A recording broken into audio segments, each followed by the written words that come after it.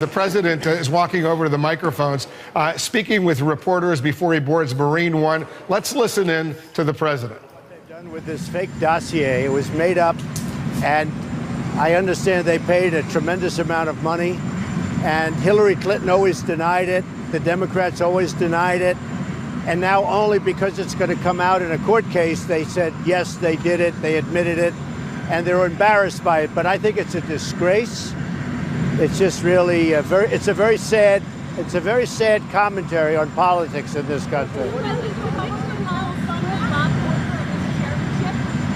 I don't think so. I think it's fine the way it is. We have actually great unity in the Republican Party. Yesterday no, that's okay. Look, they have to do their thing.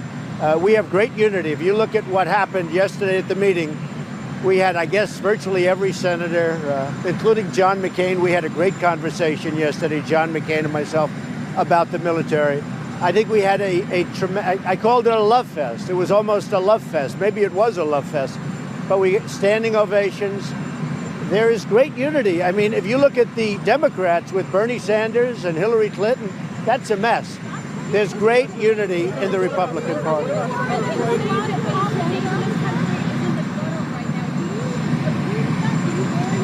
Well, I think it's sad, but I think to a large extent, in all due respect, I think the media causes a lot of it.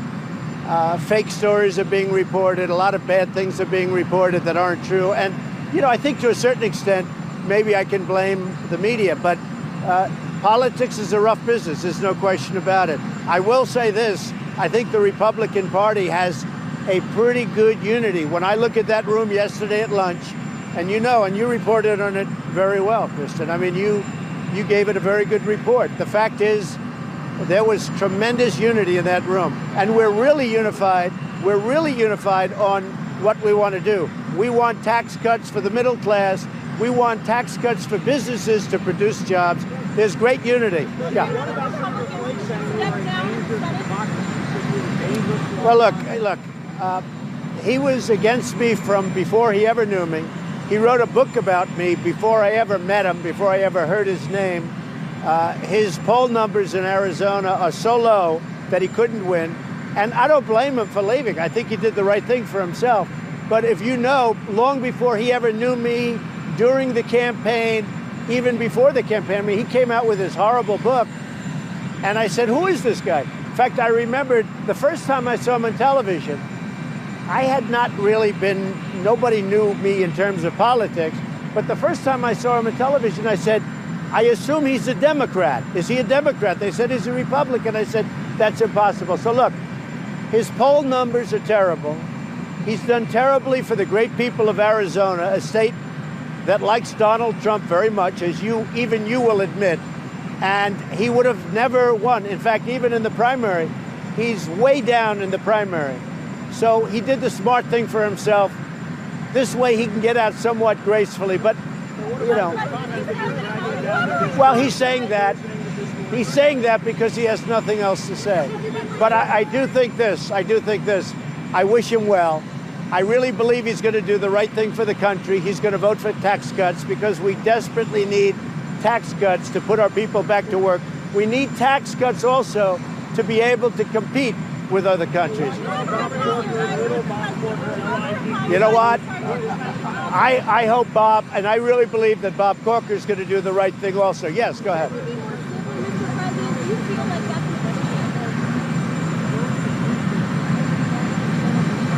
I can't hear you. I can't what? Say it again.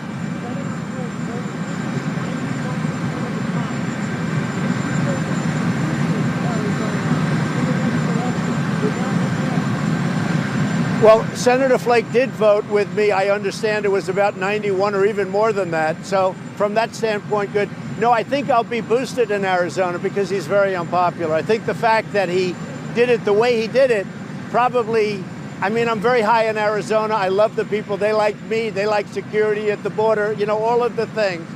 But I think I'm probably helped greatly in Arizona by what happened with Senator Flake.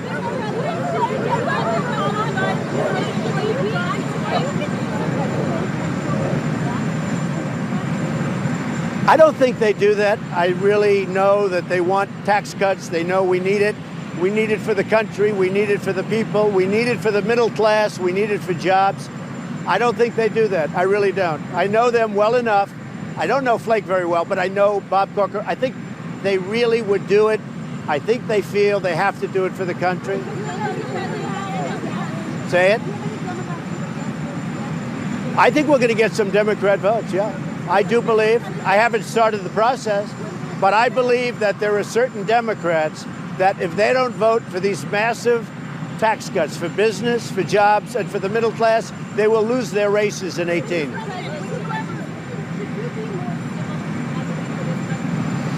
Well, I think the press makes me more uncivil than I am. You know, people don't understand. I went to an Ivy League college. I was a nice student. I did very well. I'm a very intelligent person. The fact is, I really believe, I think the press creates a different image of Donald Trump than the real person.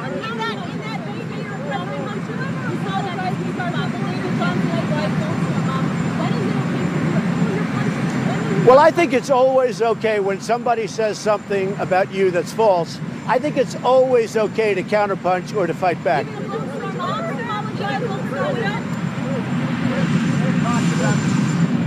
John? You have talked, Mr. President, about the idea that any changes to tax-free contributions to 401ks are off the table. That was the source of feedback. I wanted to end that quickly. 401ks to me are very important.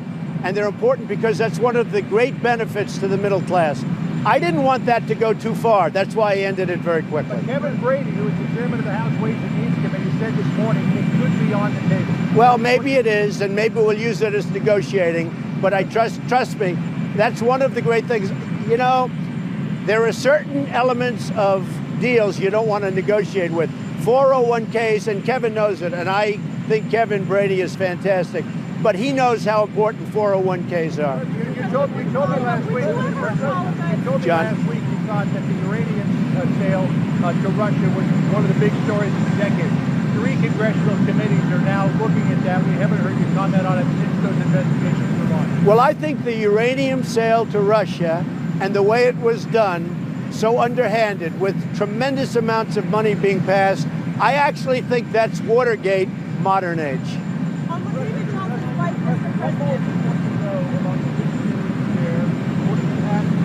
I can't say it again, please. What more do you want to know about the vision in the chair, and what did you ask the Pentagon to tell you and tell the country about what went wrong? I can't. What more do you want to know about the vision in the chair? Oh. What went wrong? What do you want the country to know? Well, we're going to look at it. Now, I have to say, we are decimating ISIS in the Middle East. What's happening is they'll go to parts of Africa, they'll go to other places. When they get there, we meet them. It's a dangerous business, I have to say. It's a dangerous business. So what? No, I did. Not specifically. But I have generals that are great generals. These are great fighters. These are warriors. And I gave them authority to do what's right so that we win. That's the authority they have. I want to win, and we're going to win. And we're beating ISIS very badly. You look at what's happened in the Middle East. We have done more in 8 months than the previous administration has done in many years. Now, what happens is you decimate them, and that's what we've done. We have decimated ISIS in the Middle East. They go to Africa, they go to places. When they get there, we meet them there. That's what goes on. It's a tough business, it's a tough war, but we are winning it, and you know what? We're going to continue winning it. With that being said, my generals and my military, they have decision-making ability. As far as the incident that we're talking about, I've been seeing it just like you've been seeing it. I've been getting reports. They have to meet the enemy, and they meet them tough, and that's what happens. I was extremely nice to her. She sounds like a lovely lady. I've never seen her, I've never met her, but she sounds like a lovely lady. But I was extremely nice to her. I was extremely courteous, as I was to everyone else. You know, it's interesting. You folks have called many people that I spoke to. Everybody has said unbelievable good things about me, but you never report that. Did you report it? Did you report it? Thank you. Come.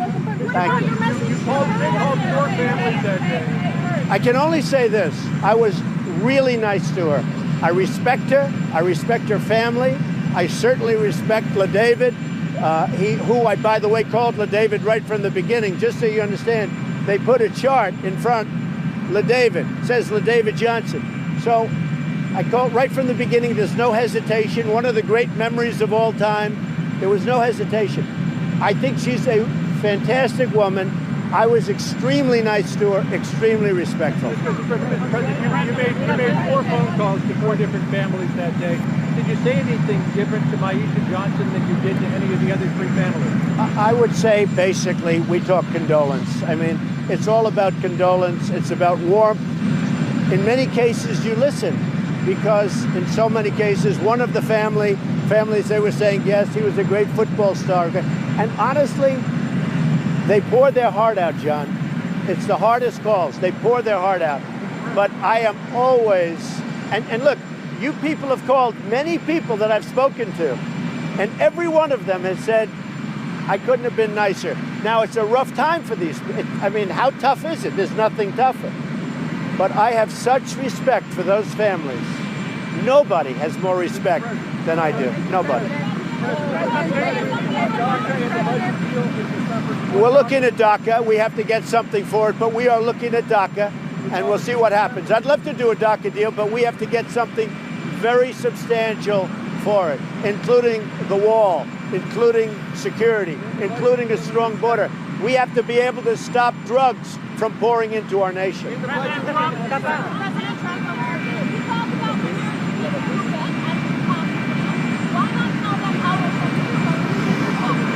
The tax plan is going to be incredible for this country. It's going to bring back jobs. It's going to cut taxes tremendously. We're going to bring back $4 trillion, I think at least, from overseas. That money is going to be put back to work in our country instead of other countries. The tax cut is going to be massive. It's going to keep companies from leaving our country. So important.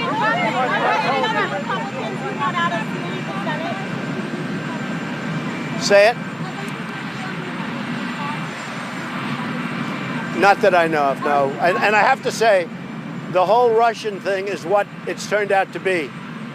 This was the Democrats coming up with an excuse for losing an election. It's an election that's very hard for a Democrat to lose because the Electoral College is set in such a way that it's very hard to lose that election for a Democrat. They lost it. They lost it very badly and very easily. I mean, you look at the votes, it was 306 to what, 223 or something. They lost it by a lot. They didn't know what to say, so they made up the whole Russia hoax. Now it's turning out that the hoax is turned around, and you look at what's happened with Russia, and you look at the uranium deal, and you look at the fake dossier, so that's all turned around. Are there any other Republicans? No, not at all. No, we have a very good relationship. Honestly, when you take a look at what's happened with Hillary Clinton and Bernie Sanders and the hatred and the division and the animosity, I'll tell you what, honestly, the Republicans are very, very well united. We're going to have a big meeting on opioids tomorrow. We're going to be doing a very, very important meeting sometime in the very near future on opioids in terms of declaring a national emergency, which gives us power to do things that you can't do right now. John, talk up, please. I'm sorry, the Fusion GPS investigation began on the Republican side of things during the primary. Do you have any idea who it was who was collecting? Well, they say it began with the Republicans. I think I would know, but I won't say. It'll be determined. It'll be determined. Look, Hillary would have never announced it was them, except for this great court case that's going on, where the judge was going to reveal it. So they figured we'll do it first. They're very embarrassed by it. It's a disgrace. Yes, it might have started with the Republicans early on in the primaries. I think I would know, but let's find out who it is. I'm sure that will come out. Do you know who those Republicans are? I think I would have, if I were to guess, I have one name in mind. What's the name? It'll probably be revealed. Say it, what? Yes or no? Are you told? Yes or no? Well, I'd rather not say, but you'll be surprised. You'll be surprised. President Trump, how concerned are you? Vladimir Vladimirovich Putin. Tonight, Vladimir Putin has a well-known whistleblower in his crosshairs, a man who has exposed Putin's alleged corruption. In Putin's Russia, there are no good guys. Russian prosecutors are claiming that this man, American-born financier Bill Browder, conspired to murder Sergei Magnitsky, an investigative lawyer who Browder had himself hired to blow open a tax fraud scheme worth hundreds of millions of dollars benefiting people linked to Putin.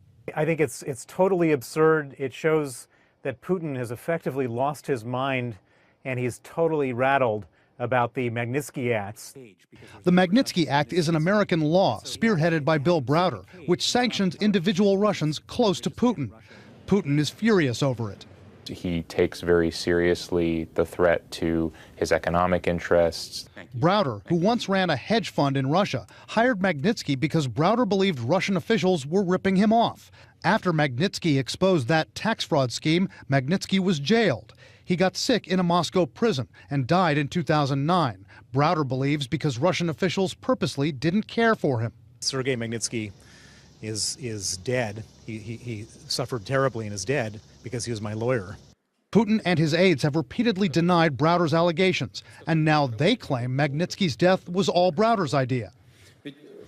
Underneath are the criminal activities of an entire gang, led by one particular man. I believe Browder is his name.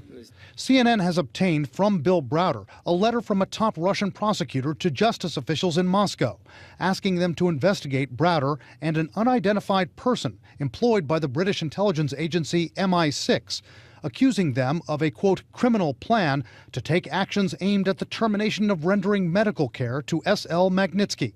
It's also absurd because of the implication, which Russians themselves would deny, that somehow MI6 or Bill Browder are able to control what Russian prison officials do. How exactly would that work? When we interviewed Browder recently, he spoke of being targeted by the Kremlin in an even more menacing way. What are the security threats you've received?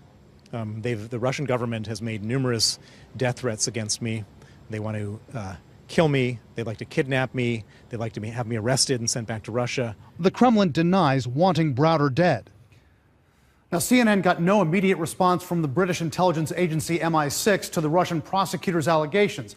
We also reached out here in Washington and in Moscow to Russian officials to ask them what specific evidence they have against Bill Browder and MI6 tying them to the death of Sergei Magnitsky. We didn't immediately get a response to that. But Vladimir Putin has called Browder's charges of corruption against him garbage.